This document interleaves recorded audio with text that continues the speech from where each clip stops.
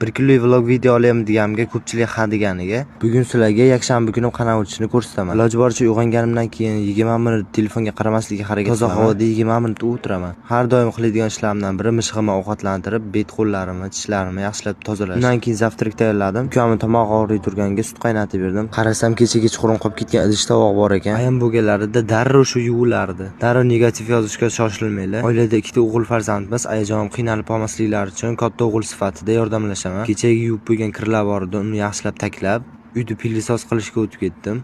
Birinchi bo'lib oshxonani, keyin zalni yaxshilab pilisos qildim. Ha, bildim, mana endi apa nimaga kerak. Keyin bo'lsa obedga mana shuna fintuza salat qildim. Fintuza salatim shunaqangi zo'r chiqqanidan tashqarida yomg'ir yog'ardi. 2 oy bo'lmasdan ukam krasovkasini teng 2 ga bo'lib qo'yganga ukamga yangi krasovka olib berdim. Ertadan peshkom aylanib qaytib turib, fintuzadan qolgan idish tovoqlarni yuvdim. Dushanba kuni o'rtog'im tug'ilgan kun edi, o'shanga tort qildim. Tortdan qolgan idish tovoqlar g'arram bo'lib ketgandan keyin ularni ham yuvib oldim. Agar buni qo'yishni unutmanglar, chunki men 100 mingta bo'lishini niyat qilib qo'ygan. Keyin bo'lsa yuvinib uxlashga yotdik. Agarda shu video 2000 ta like yig'adigan bo'lsa, Ramazon oyidagi 30 kunlik videoyimni qo'yaman.